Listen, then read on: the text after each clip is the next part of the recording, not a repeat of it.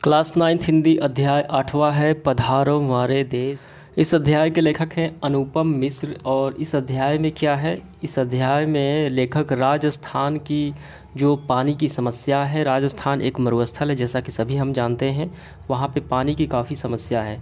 तो लोग वहाँ पे पानी के कैसे मैनेज करते हैं, कैसे उसको बचाते हैं। ठीक है, बीते समय में राजस्थान में पहले समुद्र हुआ करता था, लेकिन अब क्या है, रेतों का समुद्र है, रेगिस्तान है। तो उसके बावजूद भी वहाँ के लोग पानी की समस्या से जूझ रहे हैं। तो कैसे अपने आप को उस समस्या से वो लड़ते हैं, संघर्ष करते हैं, यही इस अध्याय में बताया गया है। पधारो हमारे देश। तो इस चैप्टर का हम क्वेश्चन आंसर करेंगे। पधारो हमारे देश एक राजस्थानी शब्द है। पधारो का मतलब होता है आइए, हमारे मतलब हमारे, देश मतलब देश से राज्य, हमारे देश आइए। तो चलिए इसके क्वेश्चंस को हल करते हैं। प्रश्न क्रमांक देखिए क्या है पहला, हाकड़ो राजस्थानी समाज के हृदय में आज भी क्यों रचा बसा है। यहाँ पे हाकड़ो का मतलब होता है समुद्र। समुद्र राजस्थानी समाज के हृदय में, लोगों के हृदय में आज भी क्यों रचा बसा है, वो बताना है।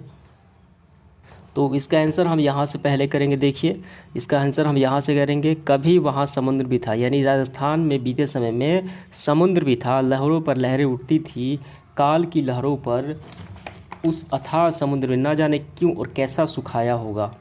अब यहाँ रेत का समुद्र है, समुद्र पानी का समुद्र ना हो, कैसा है, रेत का समुद्र है। अब यहाँ से करना है। लेकिन राजस्थान का समाज यहाँ पहले के रूप को, जो समुद्र हुआ करता था, भूला नहीं है।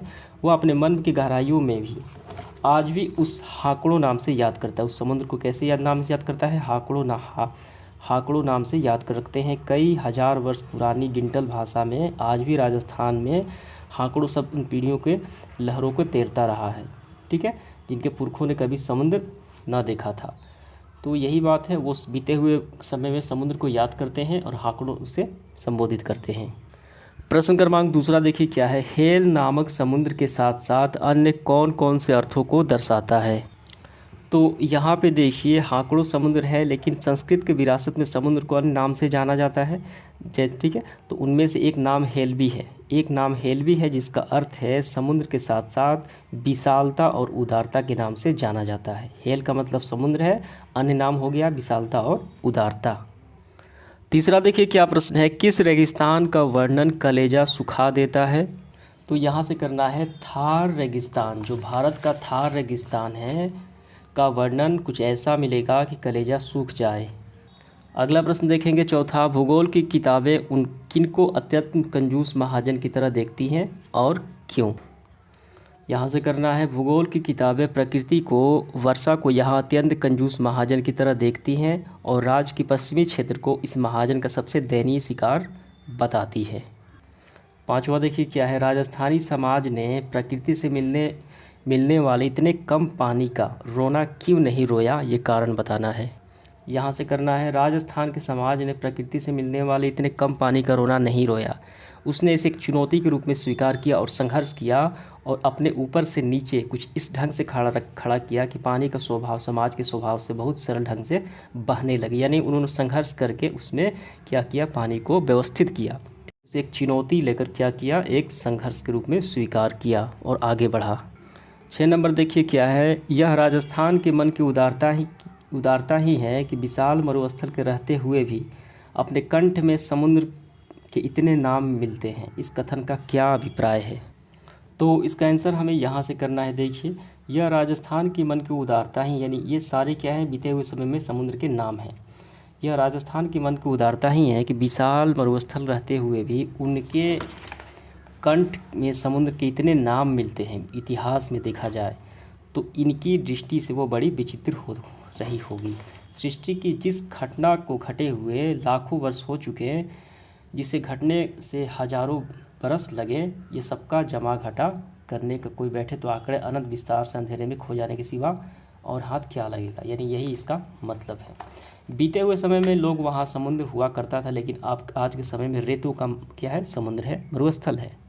इसके बाद देखिए 7वां, जल संग्रह कैसे करना चाहिए, जल को कैसे बचाना चाहिए।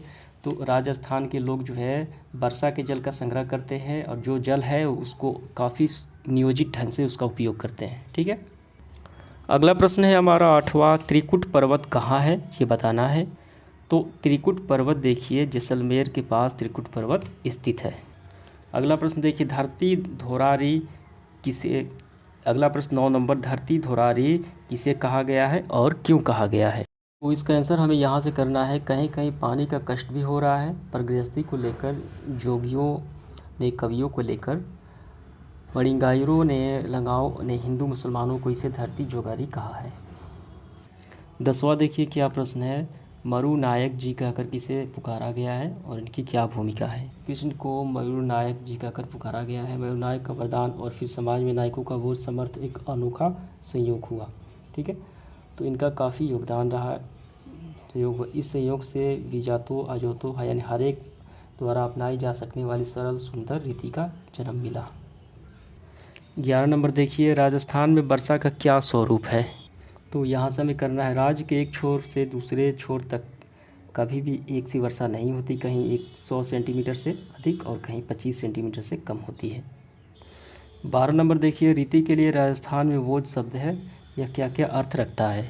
तो हमें यहाँ से करना है, रीति के लिए यहाँ एक पुराना शब्द वोज है, यानी रचना, मुक्त युक्ति के उपाय तो हैं ही, समर्थ, विवेक और विनम्रता के लिए भी इस शब्द का उपयोग होता रहा है।